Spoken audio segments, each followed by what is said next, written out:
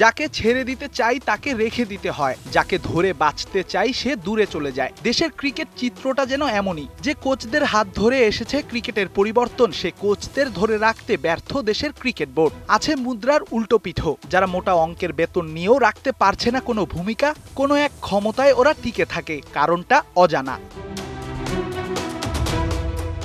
গেল টি-20 বিশ্বকাপে দল হিসেবে ব্যর্থ হলেও আপন মহিমায় আলোকিত ছিলেন রিশাদ হোসেন। টাইগারদের হয়ে টুর্নামেন্টে সর্বোচ্চ উইকেট শিকার করেন এই লেগ স্পিনার। 14 উইকেট নিয়ে রাশিদ খানের সাথে ভাগাভাগি করে নেন আসরের সেরা 5-এর জায়গাটা। আর রিশাদের এমন সাফল্যের পেছনের মানুষটা পাক কিংবদন্তি মোস্তাক আহমেদ, যার সান্নিধ্য বদলে দিয়েছে দেশের ক্রিকেটে লেগ স্পিনারদের ভূমিকা।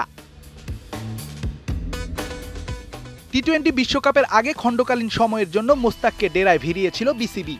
স্বল্প সময়ে মোস্তাকও দেখিয়েছেন নিজের কাজের প্রতিচ্ছবি। শুধু রিশাদ নয়, দেশের তৃণমূল থেকে লেগ স্পিনার বের করে আনার প্রতিশ্রুতিও দিয়েছিলেন এই পাকিস্তানি। মোস্তাকে মুগ্ধ হয়ে দীর্ঘকালীন চুক্তির কথাও জানিয়েছিলেন বিসিবি সভাপতি। তবে বিধিবাম, সভাপতির সে স্বপ্নে দেখা দিয়েছে নতুন শঙ্কা। ইতিমধ্যে ইংল্যান্ড অনূর্ধ্ব-19 দলের সঙ্গে চুক্তি সেরেছেন টাইগারদের খণ্ডকালীন ওস্তাদ।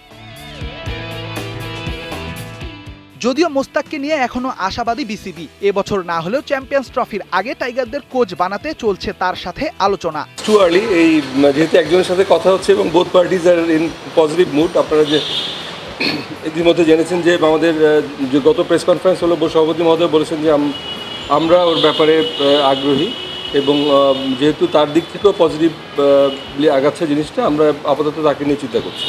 তবে শেষ পর্যন্ত মোস্তাককে পাওয়া যাবে কিনা সেটা ছেড়ে দিতে হবে সময়ের ওপর। এর আগে অ্যালেন ডোনাল্ড, রাঙ্গানা হেরাতের মতো যোগ্য কোচরাও ছেড়ে দিয়েছে বিসিবির দায়িত্ব। যোগ্য মানুষরা বিদায় নিলেও থেকে গেছে ডেভিড হ্যাম্পের মতো চরিত্র। টাইগার ব্যাটিং ব্যর্থতার দায় যে কোনোভাবেই এড়াতে পারে না এই বারমুদিয়ান। তবে এখন করার আছে কি? 2026 পর্যন্ত যে তার সাথে রয়েছে বিসিবির চুক্তি। এর আগে বিদায় জানালে গুনতে হবে জরিমানা। আর তাই তো দেশের ক্রিকেট বোর্ডও মুখে দিয়ে রেখেছে নীরবতার তালা। রেদওয়ান শাওন, ৭১।